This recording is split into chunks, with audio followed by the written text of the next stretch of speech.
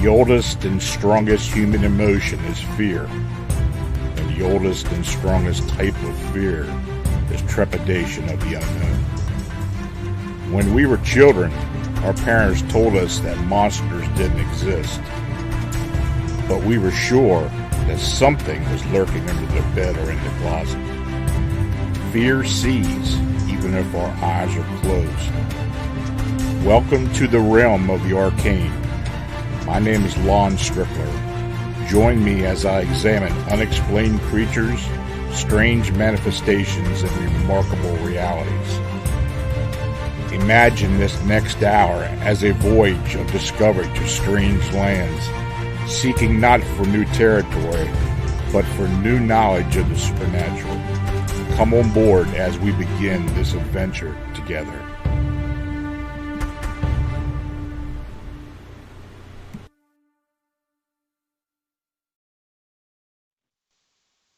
Hey folks, good evening and welcome to another episode of Arcane Radio, where we explore the unexplained here on the Paranormal King Radio Network. I'm your host, Lon Strickler, coming to you within a cannon shot of historic Gettysburg in the cryptid Mecca of Pennsylvania. I thank you for joining me. Now, before we get started with our guest, I recently received a report from a witness who forwarded to, it was forwarded to Manuel Navarrete, or a UFO clearinghouse, and then he forwarded it to me, where the witness states that a humanoid was observed ascending into a UFO at Chicago's O'Hare International Airport. Now, this occurred on January 23rd of this year, about 1 o'clock in the morning, where the witness said he was standing outside taking a smoke break and was on the phone with his girlfriend when he saw this UFO pass over him. He said it was completely silent and extremely bright. And as it passed over, shafts of light were coming from it and going to the ground. He said it was egg-shaped and it was moving very fast and then stopped right above the old cemetery that sits inside the airport. That's Rest Haven Cemetery.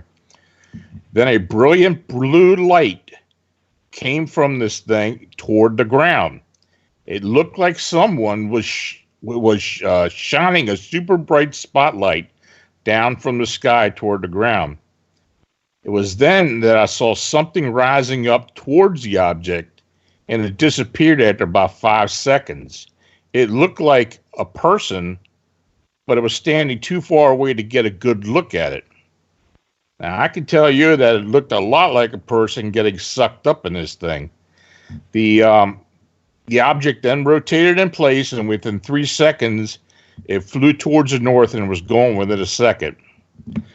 So the witness seemed to be pretty shook up, according to Manuel.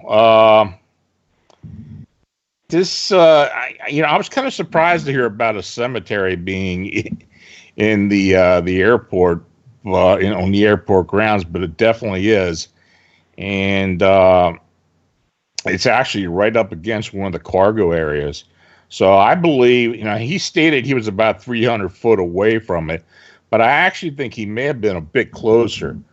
And from the way it sounded, after Manuel actually investigated, I think this was some type of humanoid shape, nothing human. And the one thing that's got me thinking is it possibly a winged humanoid being picked up somehow? I mean, with all the winged humanoid sightings around the airport recently, it doesn't seem like the cemetery in the middle of the night would be some place where someone would get abducted. I don't know. So it's kind of bizarre.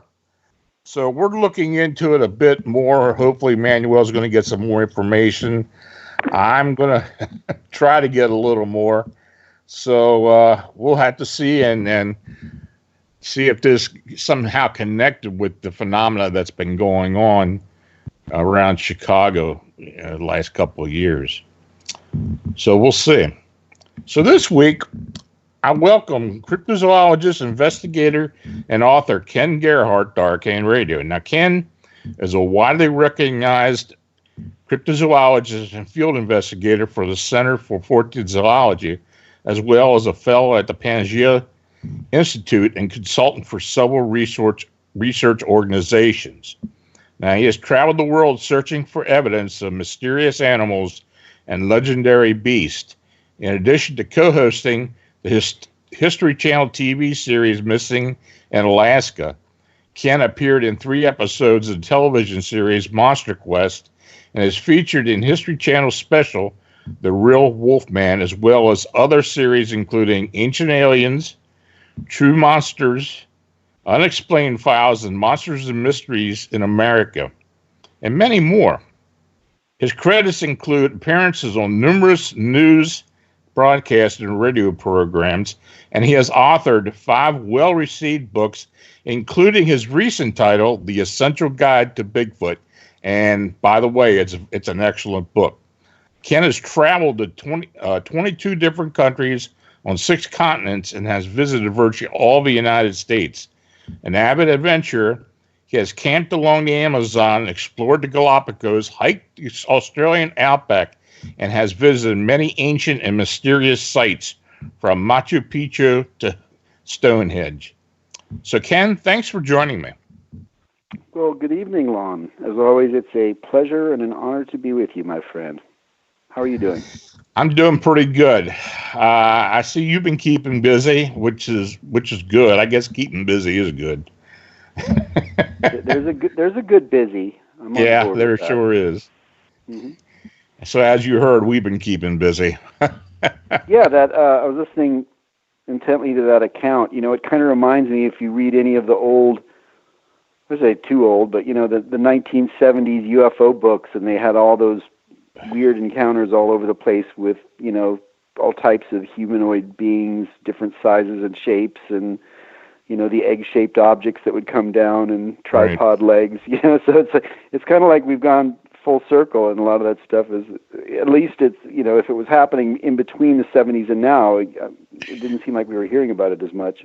Yeah, and you mentioned some of that in the book with the Bigfoot UFO connection in 70s and 73 in particular, that Stan Gordon had investigated during that time. And actually, it's still going on. It's just to a lesser degree. Yeah, it's pretty weird and wacky stuff. Some of my favorite stories were the ones from South America. I think it was Argentina, where the hairy dwarfs, you know, would come out. The occupants would come out, and they were these little hairy superhuman strengths, and they would throw people around. I don't know if you remember reading any of those accounts, but you know, those were some pretty interesting ones. Well, I tell you, I read the book. It's very good, very comprehensive, enjoyable. I recommend it to any Bigfoot enthusiast, experienced, non-experienced. It does really explain the phenomena. It's a great primer, and you should be very proud of it. Right, well, thank you, Lon. It definitely means a lot coming from you, a fellow researcher, author, and respected colleague. I've been investigating Bigfoot for decades, but it never occurred to me that I should write a book, because I felt like there were a lot of good books out, you know, for many years that were kind of the go-to resources. But you know, things have changed now with kind of the proliferation of the internet, and so you know, it's harder, I think, for people to filter through the information that's out there to figure out what's accurate in terms of what's being reported, or what, you know, people all have their own theories, and it's you know, if it's easy to kind of be led astray. But I don't want anyone that's really seriously interested in Bigfoot as a phenomenon to lose sight of the foundational information or knowledge that's been amassed over the years by different researchers and kind of put together, and a lot of it is consistent, and you know, that's very credible, and so it's important for people to kind of keep that all in perspective when they're contemplating something as remarkable as Bigfoot. Yeah, you know, we do talk a bit about some of the supernatural theories that may be associated with the Bigfoot phenomena, But you're right. We can't get away from the actual early evidence and actual stories and, what that have been recorded before that, and kind of have to ground ourselves to this. Well, I find all of this unexplained phenomenon is quite fascinating, and cryptozoology has always been my main passion. But I've read books about UFOs and ghosts and the Bermuda Triangle and all that stuff. It's always pretty interesting to me. But I think there might be supernatural type phenomenon going on around the world, sure. But the thing that Bigfoot has going in its favor is that it has different physical, or at least presumptively physical aspects to it. It leaves footprints that are consistent, that have been found all over the place in different wilderness areas. They're typically reported in the same areas where you would expect to find them. You have all the Native American mythologies that are very consistent. And then, you have the fossil history where you have species, hominin species that look like Bigfoot that existed a couple of million years ago and earlier or later. So, I mean, there's more substantial evidence to me that Bigfoot is a flesh and blood creature, basically an undiscovered animal or hominin, or, something from the prehistoric days that's very rare and still around in remote areas. And there are some weird stories and cases involving Bigfoot-type creatures, but I think, as I state in the book, if you look at the vast majority of Bigfoot sightings, which number in 6,000, some people say more, they're pretty natural sounding. It sounds like an animal. It's usually just crossing the road or drinking water from a pond or walking through the woods. You rarely hear about the weird lights and UFOs. Now, not to discount Stan's research or anyone else, because I think there may be a kind of more of a supernatural or metaphysical phenomenon that looks like Bigfoot. Perhaps the same mechanism that creates other creatures like Mothman and Dogman, and maybe sometimes it materializes as a Bigfoot type thing, so. Yeah, I think there is a connection with a lot of these phenomena, humanoid phenomena in particular. Well, just for instance, I mean, what comes right to the top of my head is, when we've been looking into this phenomena in and around Chicago, northern Illinois, we did have a report last year of a Sasquatch-sized being, looked like a Sasquatch, the hair and the whole 9 yards, about 8 foot in height, that had wings. Wow, that is weird. And when we had the first witness come forward, we had 2 other ones after that. And in fact, one of the witnesses filed a police report at the time, and we did get the Freedom of Information Act request and got the police report. So he saw something. But I mean, it wasn't what people had been seeing with the emaciated black humanoid with bat wings. This thing was very different. So I don't know. I mean, that one stands out and kind of makes me think that, maybe these things are connected. Yeah, certainly could be. I mean, we were talking before the show. I haven't done a ton of Dogman research or investigation, but of course I've done the Mothman and the flying humanoids. But from everything I've heard and seen, there's so many parallels between those two creatures.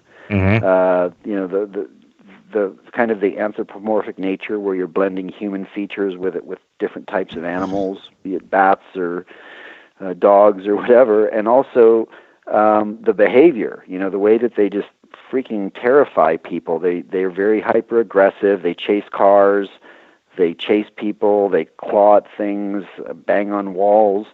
Most animals, or even the animals that we perceive to be very scary, like bears and lions, are actually pretty reticent and docile and afraid of humans. And it's pretty rare that they'll, maybe once in a while, but they don't go out of their way to antagonize and chase humans. They just defend their territory. So, And then there's, the UFO connections and glowing lights and strange phantom mists, and it seems like those types of things might all be connected somehow.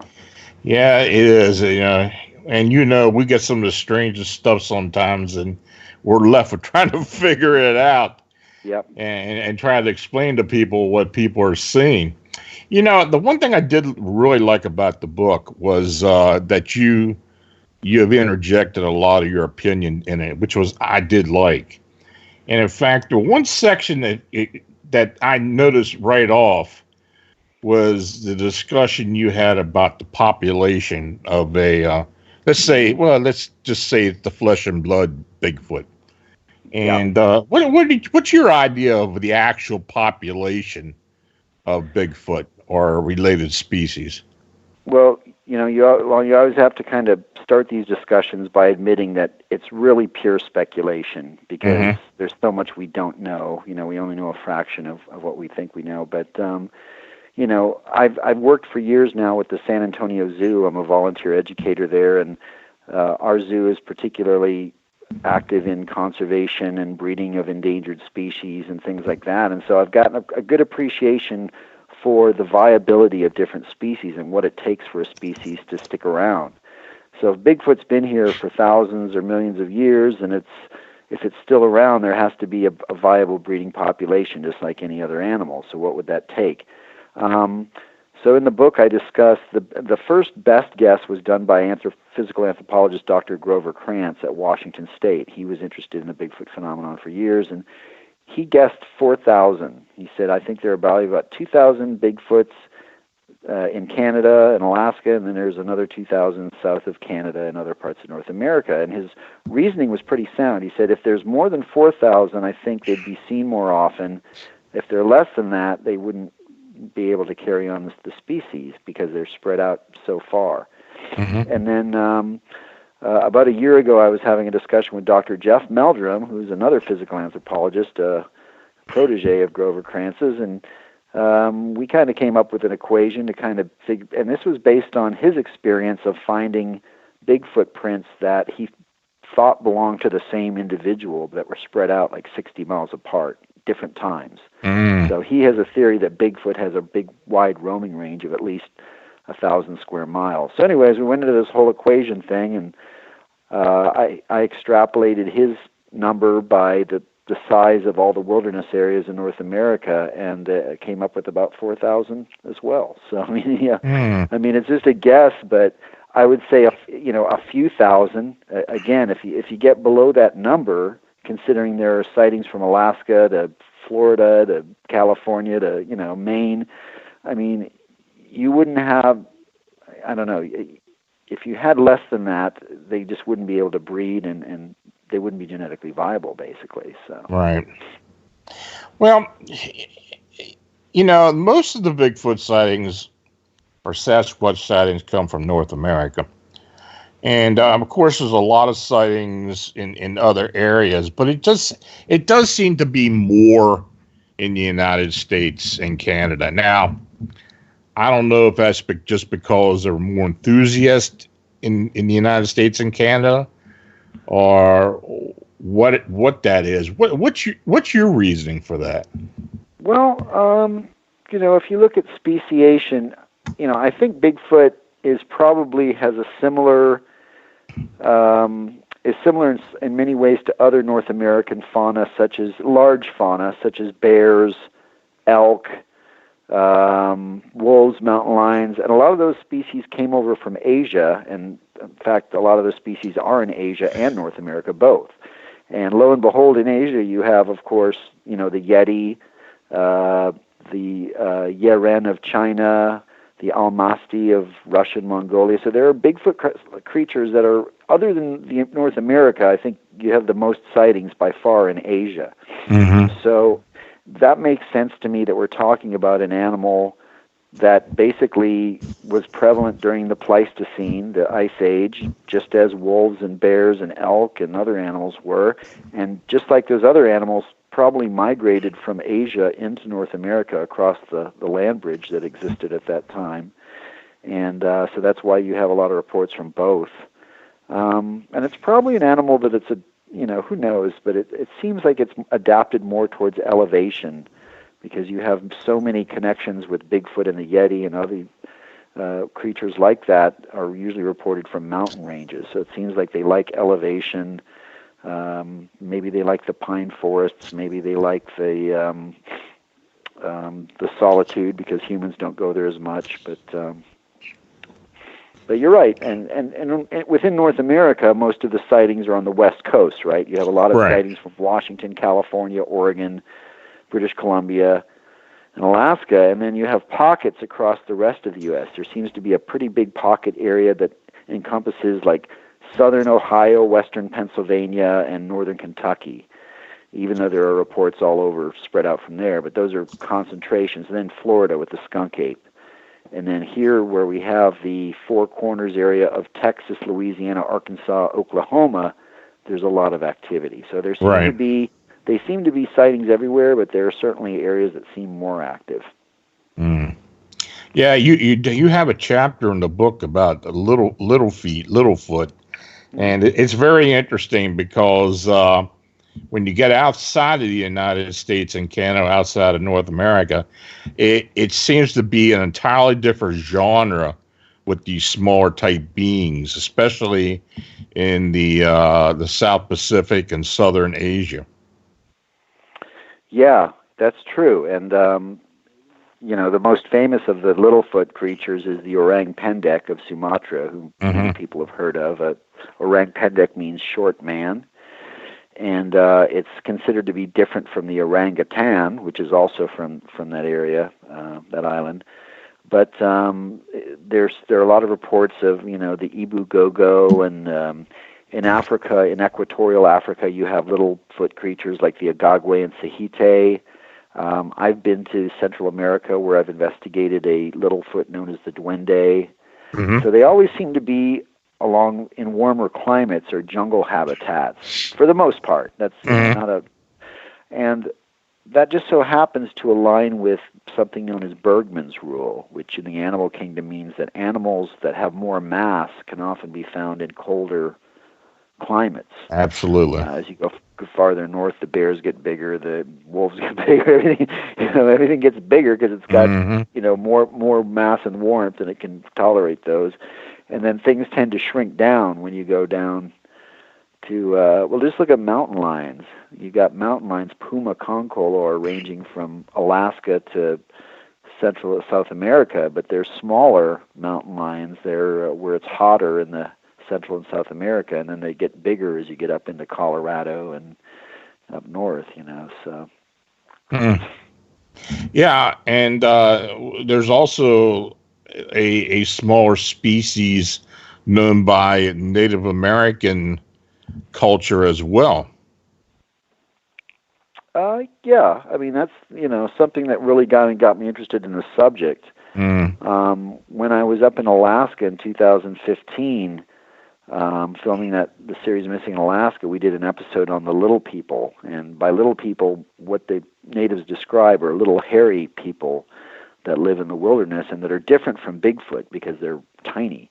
And they have a slightly more supernatural characteristics. They're just like little people legends all over the world, where you have gnomes and fairies and all these magical beings. They're considered to be a little bit more spectral. But people in Alaska are very terrified of these little hairy-covered man-like creatures, and they call them a number of names: Anukins, urchin rock, jinxiox, so on and so forth. And I've also spoken to some Native American people in the Dakotas and other parts of North America that have also claimed to have similar creatures, little hair-covered dwarf creatures. So I write a chapter in the book about Littlefoot. Perhaps we could be dealing with a proto-pygmy or a pygmy-sized relict hominin that's similar to Bigfoot, but more along the lines of a Homo habilis or something like that. But I'm certainly not the first person to propose this stuff. If you go back to Ivan Sanderson back in 1960s I was writing about the a lot of these little, he called them proto-pygmies all over the world. So Yeah, I mean, I have heard of these small beings in like northern Minnesota into Manitoba and Alberta, and the Ojibwe. It's part of the Ojibwe culture. yeah, Yeah, Menenegwesi, I think. I can't really say yeah, it. uh-huh. Menenegwesi or something like that. Yeah, I've taken a few reports on that as well over the years. It does seem to be. I mean, you're right. These things are tiny. I mean, they are small, Yeah, but and powerful. yeah, Apparently yeah. very, very strong, but small, short, And squat. I think when you talked about the native peoples or the First Nations people, they tend to believe up there that these beings kidnap children. Ah, yep. Hmm. It's That's very true. interesting. And I think when you did Missing in Alaska, you talked about There was a boy that abductions. went missing. Yeah, there was a boy Yeah. that vanished, and it was in the news and stuff. So, yeah, and that again, when I was down in Belize in 2004, 2006, searching for the duende, which is a little-foot creature that's reported down from the jungles there, I spoke to a gentleman, a Mayan gentleman, who told me that his young sister had been kidnapped by a duende. And what's weird is he said that before she vanished, that she could see this little man-like creature kind of at the edge of the jungle, and she was pointing at it, but the other people couldn't really see it. And then she vanished, and then he said they found her. I guess they mounted a search for her and found her sleeping in the jungle next to a strange piece of fabric. And according to this gentleman, his name was Honorio Mai, he said that they burned the piece of fabric because they thought it was, of the devil, something evil or demonic or possessed because of this little creature, duende creature. And that after that happened, his infant brother passed away. Oh, okay. So there was all this really dark kind of connotation involving the duende down there. But they did also describe it as kind of like a little hairy, man, for lack of better words, kind of an ancient-looking face and covered in hair and walks upright, and they supposedly live in the Maya Mountains and some of the areas up there. Interesting. Yeah. There was another part of the book I found interesting as well, among many interesting things, was talking about the possibility that Sasquatch hibernates during the winter. What are your thoughts on that? Well, those theories have been out there for a long time too, and I think some of that has to do with, there are the first person that really chronicled and collected Bigfoot reports and sightings and put them into a massive database was John Green, who was a journalist and an author, and he started collecting sightings or interviewing people back in the 50s, and through the years he amassed thousands of sightings, and he started putting them into a computer in the 1970s, and he looked for patterns and things for years because he had so many reports. He was trying to see if there were different patterns and things. But what he noticed was that there were significantly less sightings in the winter. Now, there's an obvious reason for that, which is people tend to be less outdoors in the winter because, especially in some of these cold, mountainous areas. Sure. Mm-hmm. But there's a biological way you can look at it too, which is Bigfoot is very similar to a bear in terms of its size, reported size, and its eating habits. It's an omnivore. It eats a lot of different things. But during the winter, food is scarce for all animals. And so, for example, bears enter a state of torpor, not true hibernation, but they crawl into a hole and slow down their metabolism and sleep, and that way they're not burning as much energy. Other animals, large animals, are less active in the winter for similar reasons. There's less food available, less energy. So, it's a fair assumption that Bigfoot might follow a similar pattern, that maybe because it's such a large animal and, estimated weights range from 500 to 1,000 pounds. They're huge animals that need a lot of food, and so maybe during the winter they, to some extent, they're, I won't say hibernate, but they go into kind of a state of low activity. Right. Or possibly they migrate. Some of them might migrate to warmer climates. I mean, Yeah, that's another thing I theories wanted out to there ask. too. So You could know, be. we have heard a lot of weird things as far as migration in this part of the country, especially between Pennsylvania, Maryland, and West Virginia. There have been theories about the possibility that they do move along migration routes. I don't know if it would be a seasonal thing or if it's just because of scarcity of food or drought or whatever. But it does seem that some of these Bigfoot beings do tend to move about a bit more than what we thought. Yeah, and that could be an adaptation. Absolutely could be. And this is something we talk about in the book is that, Bigfoot, I think, the only logical way to explain that Bigfoot hasn't been found by humans yet or hasn't been discovered is that they are essentially built to avoid contact with us. In other words, they've adapted behavior patterns specifically to avoid humans because they are smart enough to recognize that we are their biggest threat, right? Right. It's true for most animals. So in that essence, perhaps they are more nomadic. We know they live in very remote areas where humans typically don't go. I mean, that's kind of common knowledge. They're usually reported in remote areas.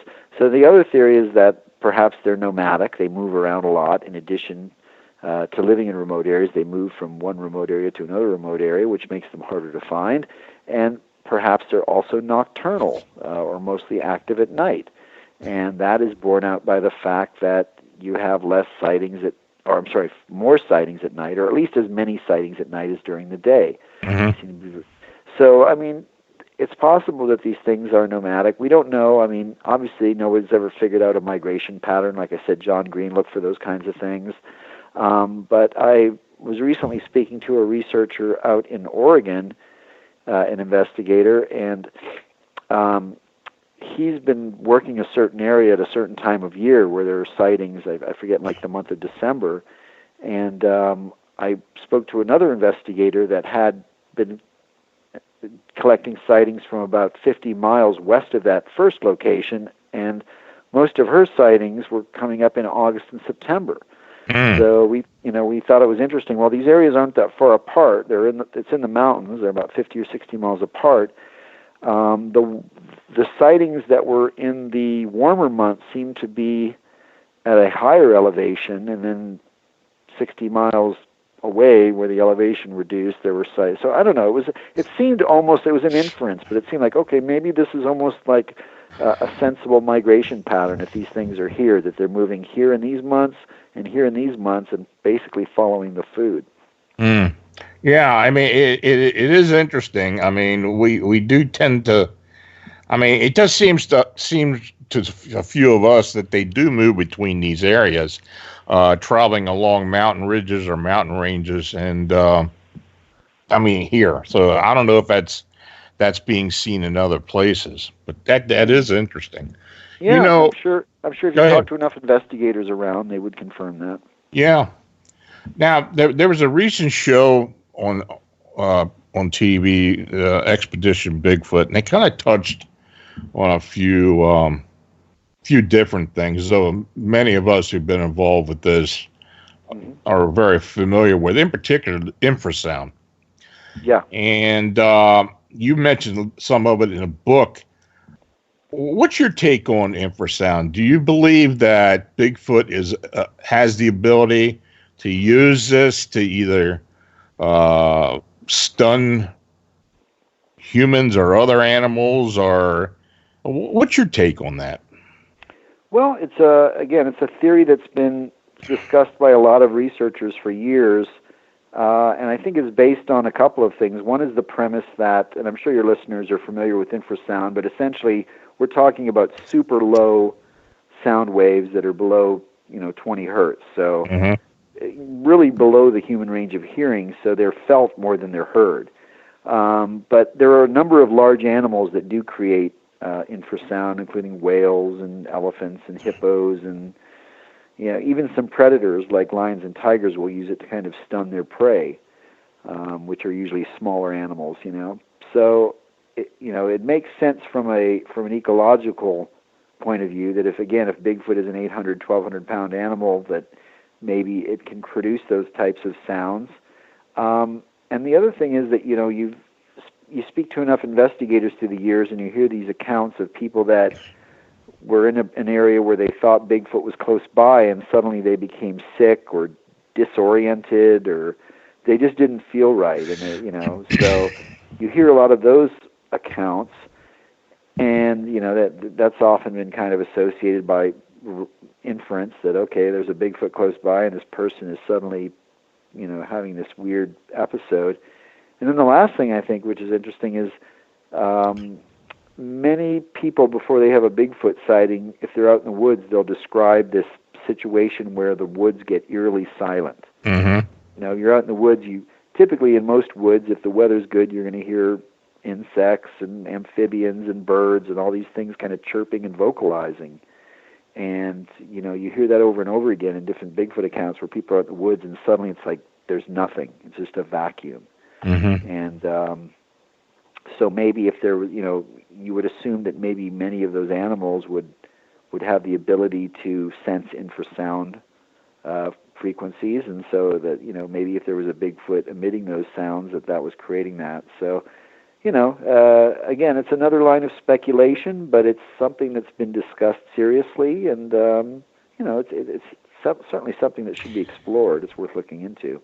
Yeah, it does make sense, because I have heard over the years about big cats being able to, when they're in an area, everything starts to get quiet. And of course, many of these larger cats can use infrasound. And that very well may be the reason why it happens.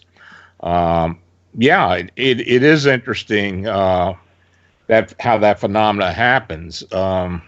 I just wonder if there's any way of ever being able to measure that in the field. Well, I think so. The first thing you would need as someone that used to record music years ago is a microphone that was capable of picking up those frequencies, because even most of the really large diaphragm microphones that are used in recording studios, they start rolling off, the frequencies start kind of shelving at like 60, 50 hertz and then going downhill from there. So by the time you get down to 20 hertz, there's not a lot of headroom there. Yeah. But I'm sure there are probably specialty microphones, for example, the ones that are used for bass drums and different things that have a lower frequency spectrum. So if you had a mic that could pick up some of those low frequencies, and a digital recorder that had the full range of, and I think most digital recorders go at least 20 hertz to 20,000 hertz, but you could find a special, you probably need specialized gear long, but it seems in theory it could be done. Yeah. It might be a little pricey. You'd have to look into putting things like that together. But it's not a cheap endeavor. Bigfoot hunting is not a cheap endeavor for the most part. It could be done, I'm sure. And then, come to think of it, some of the zoologists that study some of these large animals, that maybe they have some of that technology available already. Yeah, you do talk a lot about the behavior of Bigfoot and some of the things that people notice, just like stone throwing. And in particular, these stick figures and their nests that they build, the stick structures as well. And there seems to be a lot more emphasis on these large stick structures in recent years. It just seems to be that more people are paying attention to it and noticing it as opposed to years previous. I don't know if there's a reason for that. Maybe there's just more people out looking for them, I guess.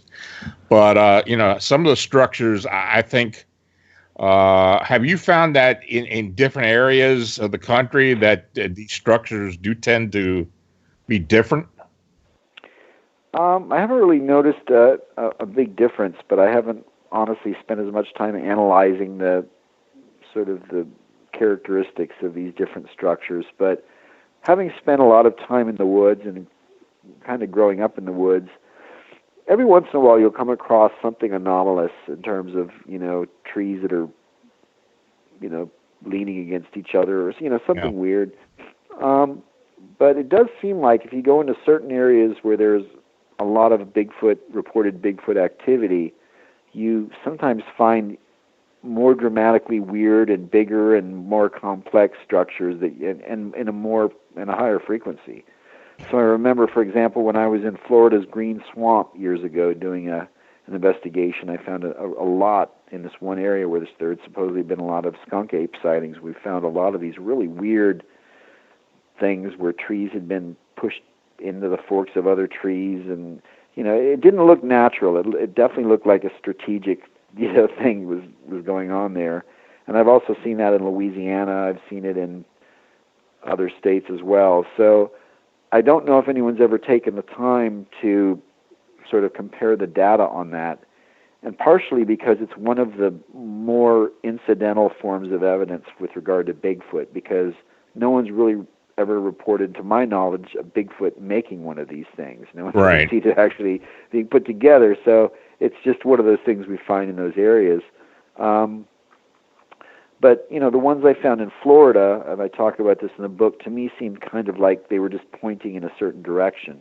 And when I followed that direction, I ended up finding a water hole that was kind of obscured by brush. And so it seemed like, oh, okay. I mean, it was just my impression. It was like, wow, it seemed like these things, these weird structures were all pointing me towards this water hole that I had to walk a couple hundred yards to find. But I've seen some pretty wild ones. I found a nest early on, what I believe to be a nest, back in 2002. This was in Big Thicket here in East Texas, well known for Bigfoot activity.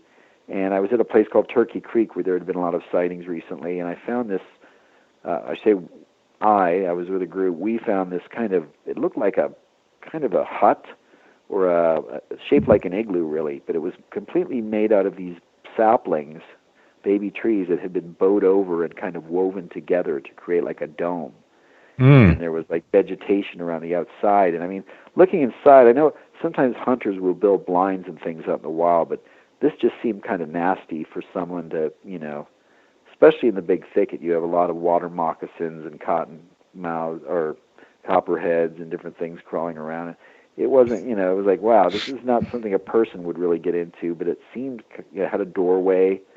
And so that, I found that one time, and I found a couple other similar ones through the years that kind of seemed like they followed a similar pattern.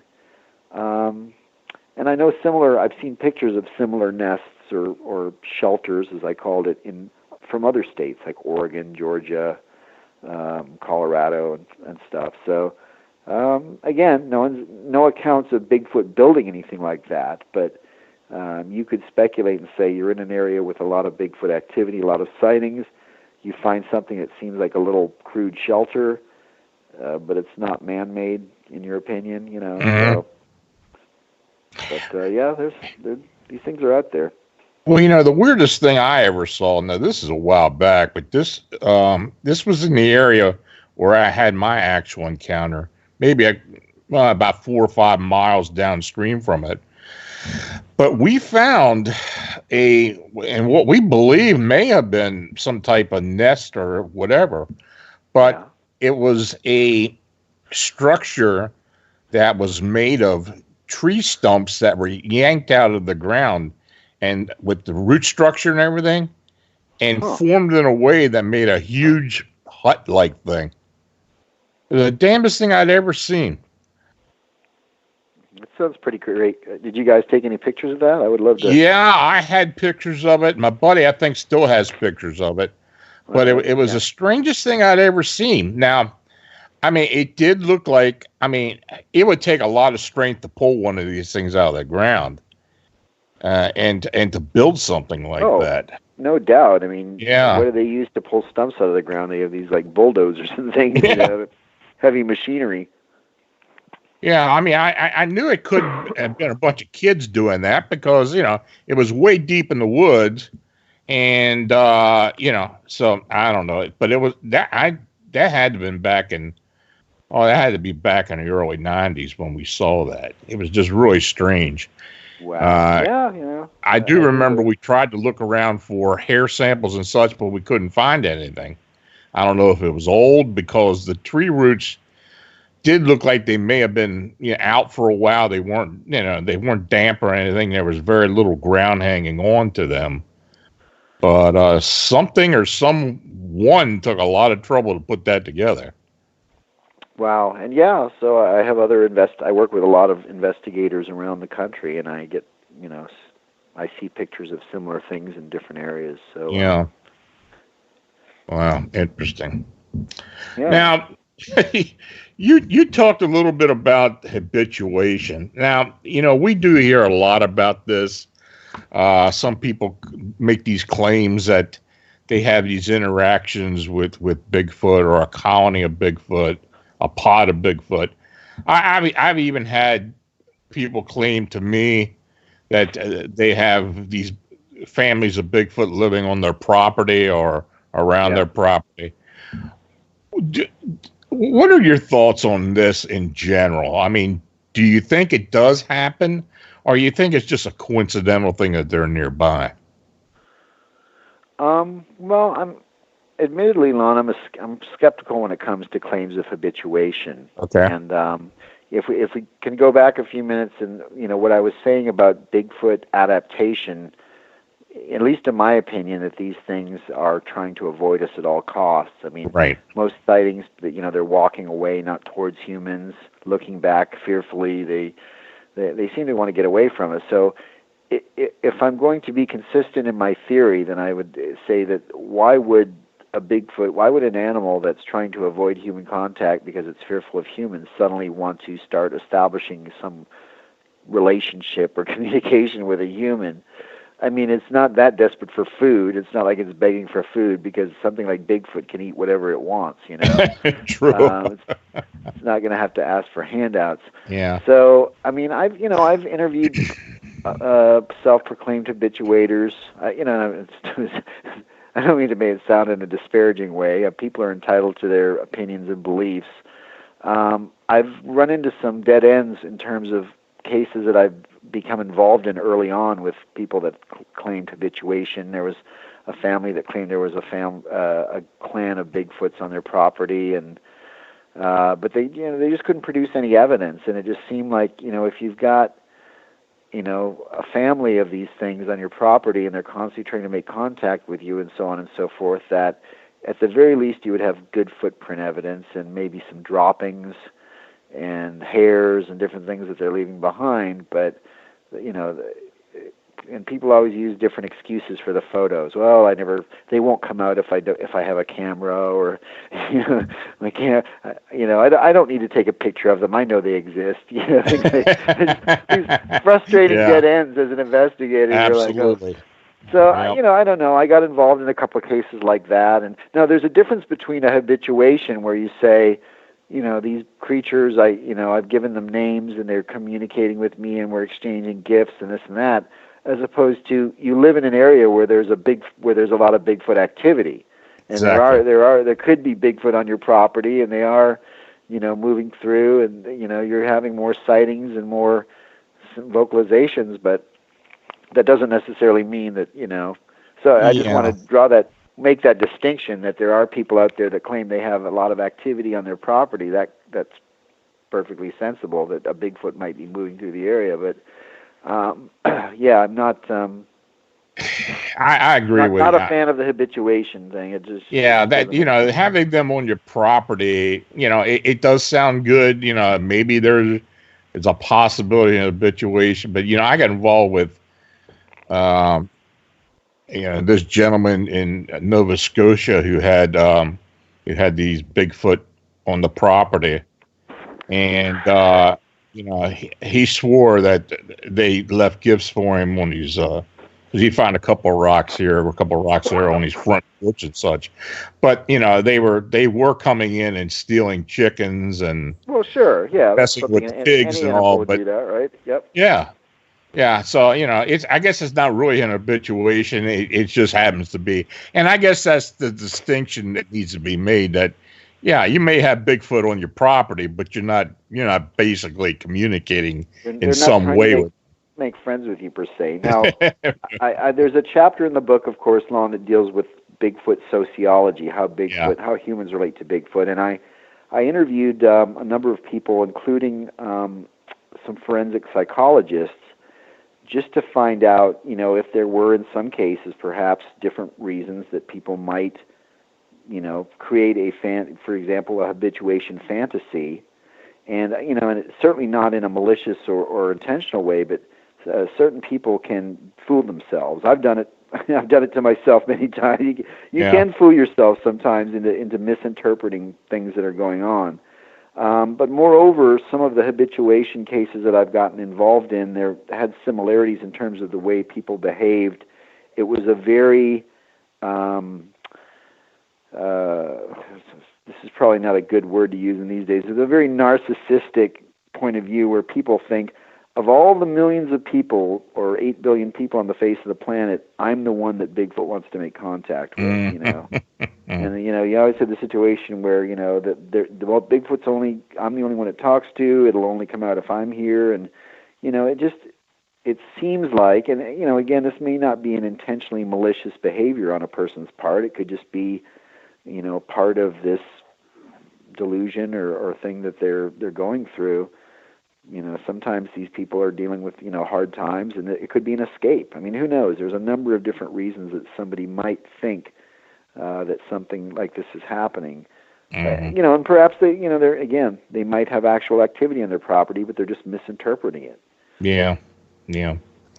One of your fellow Texans asked me to ask you tonight, what was the strangest cryptid report that you've received in Texas in the past year or so? In the past year? Mm-hmm. Huh. Well, I got to admit, it's been a little bit, let me think about that for a second. It's been a little bit dry over the past year, honestly. Well, we can expand over past a year and go a little beyond that if you want to. Okay. Weirdest? Okay. Well, this is my kind of weird, but I spoke to a woman that lives out in the Davis Mountains, which are kind of out in West Texas, pretty darn remote area out there. And she claims that she had a sighting of a giant snake on her property that was basically as big as an anaconda. And certainly we don't have anything like that here in North America. And she said it was like, at least 10 feet long, very thick and powerful. She saw it was a daylight sighting. It was in her yard. And she had spoken to one of her neighbors, or I think in addition to the person that had lived in that property before, had also seen this snake. So I don't know. She seemed very credible. I mean, she knew enough about the native species of snakes and what should be there and different animal behaviors, but you don't get a lot of these giant snake reports. We used to get them, right? You had the peninsula python and Bridgewater Triangle and all these giant snake sightings. You don't get that many these days, but this one seemed fairly compelling, and it's out there in a pretty remote area. So I don't know if that's the level of weird that your listener was looking for. Maybe they were hoping for something more kind of supernatural, but I mean, I think that's pretty weird when you have a report of that is weird. Anaconda-sized snakes slithering around out there in West Texas. Yeah, I haven't heard anything like that. I mean, I do get a lot of reports in your area, but you had mentioned something about a report I got with this humanoid or what it was running around the highways of San Antonio several months ago, and I don't know what that was all about. Yeah, I didn't. I read your articles. I didn't have a chance to kind of go look into any of those, but that you're right. That was a pretty strange case. That area between San Antonio, south of there have been some strange reports. The little dinosaurs and a few other things that have come out of there over the years. Yeah. South Texas is a pretty weird place. I really look at it, and really Texas in general, as an extension of Mexico. I mean, geographically, it is. If you ignore the political delineation there, Texas is really, especially South Texas, is definitely way deep into Mexico. Mm-hmm. And, of course, I've investigated all kinds of weird things in Mexico over the years, flying witches and shape-shifting creatures and chupacabras and stuff. So in Mexico, and of course, Mexico has that vast history with UFO sightings, and so yeah, you're right. We get a lot of that down here. Yeah, I've gotten a lot of reports over recent year from the hill country as far as Bigfoot sightings, and lots of Bigfoot on areas, on farms and on ranches and stuff. It seems like the population is kind of expanding in that area. I don't know if that's true or not, but I have been getting a lot more reports than I had usually gotten. Yeah, I could see that, and Guadalupe River Valley in particular. Exactly, and there's a researcher named Josh Turner, and he's primarily a dog man, and he's been getting a lot of dog man reports out of that area out there. Oh, really? Yeah, so you're right. There seems to be a lot of that, a lot of UFO sightings as well.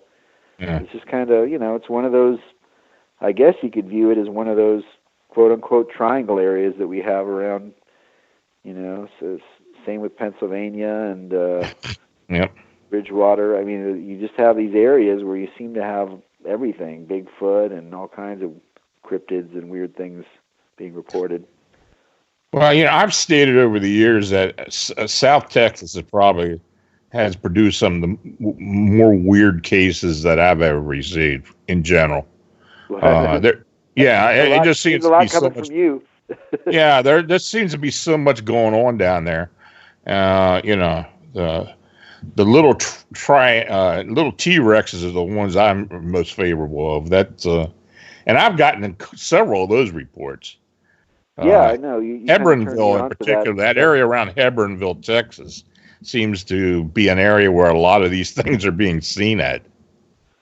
Yeah, you tipped me off to those years ago, and you're right that there are the little mini dinos, or Texas T-Rex as I call them, that are reported out there in South Texas. You're right. Seems to be a lot of that going on down there.